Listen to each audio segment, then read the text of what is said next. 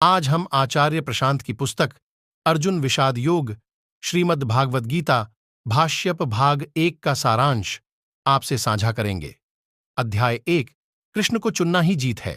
आप जानते हो फिर भी गलत जीते हो, इसी बात का आपको दंड मिलता है। यदि जानते ही हो तो उस पर आगे क्यों नहीं बढ़े? थोड़ी भी रोशनी है अगर भीतर, तो उसका सहारा लेकर 4 कदम तो आगे बढ़ाते। लेकिन हम तो अपने भीतर के प्रकाश के ही शत्रु बन जाते हैं। हम अपने ही अंधेरे के पक्षधर हो जाते हैं। जो कृष्ण के विरुद्ध हो गया वो उसी क्षण चेतना के तल पर मृत हो गया।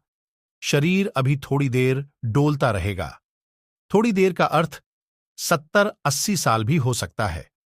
आप श्री कृष्ण के विरुद्ध रहकर 70-80 साल का पूरा जीवन भी जी सकते हैं, लेकिन मौत आपकी उसी दिन हो गई थी जिस दिन आपने जवानी में एक दिन तय करा था कि कृष्ण का क्या साथ देना, और बहुत चीजें हैं जीवन में जो ज्यादा महत्वपूर्ण है। आप उसी दिन मर गए थे। जो सही राह चल रहा है उसको जीत की परवाह करनी नहीं पड़ती। जीतूंगा या नहीं जीतूंगा यह प्रश्न होता ही नहीं। जो कृष्ण के साथ होते हैं उनको उस साथ का लाभ ये मिलता है कि कुछ फिजूल सवालों से जिंदगी आजाद हो जाती है। सवाल सबकी जिंदगी में होते हैं, लेकिन किसी व्यक्ति के जीवन का स्तर क्या है ये इससे प्रमाणित हो जाता है कि उसके जीवन के सवालों का स्तर क्या है। किसी आदमी की चेतना का तल नापना हो तो बस यह देख लो कि उसके जीवन में सवाल और मुद्दे क्या प्रधान है। जैसे आपके जीवन में सवाल, जैसे आपके जीवन में मुद्दे, वैसे ही आप। ये नहीं है कि ऊंचे आदमी के जीवन में परेशानियां नहीं होती। ऊंचे आदमी के जीवन में ऊंची परेशानियां होती है। तो एक उच्च चेतना और निम्न चेतना के व्यक्ति में अंतर उसकी चिंताओं, उसकी परेशानियों, उसके धर्म संकटों के स्तर को देखकर कर सकते हो। गीता युद्ध और चुनौतियों से भागना नहीं सिखाती।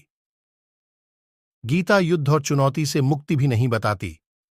ये आपको बताती है कि लड़ना तो है ही, जीवन संघर्ष तो है ही। तुम उच्चतम युद्ध चुनो और फिर उसकी जो भी तुमको कीमत देनी पड़े तुम दो। इस बात को अच्छे से पकड़िए। चिंताग्रस्त होना बुरा नहीं है। दुर्योधन वाली चिंता रखना बुरा है। और कृष्ण के साथ रहने से ऐसा नहीं है कि आप चिंताहीन हो जाएंगे। हां, आपकी चिंता का स्तर उठ जाएगा।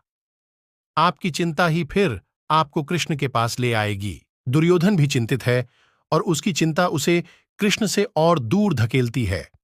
अर्जुन भी चिंतित है, लेकिन अर्जुन की चिंता कृष्ण के और पास लाती है। कृष्ण के साथ होने का अर्थ ये नहीं है कि आपके जीवन युद्ध में निश्चित विजयश्री मिल जानी है। कृष्ण के साथ होने का अर्थ होता है कि अब आपको एक ऊंचा जीवन युद्ध मिल जाना है। तो कृष्ण के साथ रहने से क्या मिला? सुख तो नहीं मिला। सुख तो दुर्योधन ने ही लुटा है। सारा खेल यही गड़बड़ा जाता है। हमको बता दिया गया है कि जो भगवान जी के साथ रहता है उसको बहुत हैप्पी हैप्पी सुख मिलता है।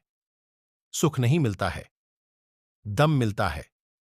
जिंदगी मिलती है, जान मिलती है, प्राण मिलते हैं। अपने आप को मनुष्य कह पाओ ऐसा अधिकार, ऐसी पात्रता मिलती है।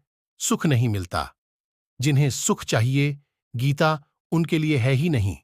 मनुष्य होने का गौरव दे रहे हैं कृष्ण अर्जुन को, सुख नहीं। अपने आप को इंसान कह सको ये अधिकार दे रहे हैं कृष्ण अर्जुन को, सुख नहीं। यहां सुख किसको है? हारने वाले को सुख है? नहीं। जीतने वाले को भी सुख नहीं है। तो लड़ो इसलिए नहीं कि सुख मिलेगा। लड़ो इसलिए क्योंकि नहीं लड़ोगे तो जानवर जैसे जियोगे।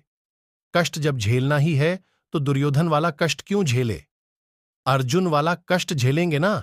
सुख तो दोनों तरफ ही नहीं है, ना दुर्योधन की तरफ ना अर्जुन की तरफ। जब दुख दोनों ही तरफ है तो कम से कम सही दुख का चयन करेंगे। और सही दुख है अपने ही विरुद्ध रण करने में। सही दुख का ही नाम आनंद है। आनंद सुख का चरमोत्कर्ष नहीं है। सही दुख को ही आनंद कहते हैं। धन्यवाद आप सभी का। ऐसे ही वीडियो के लिए आप हमारे चैनल से जुड़े रहे।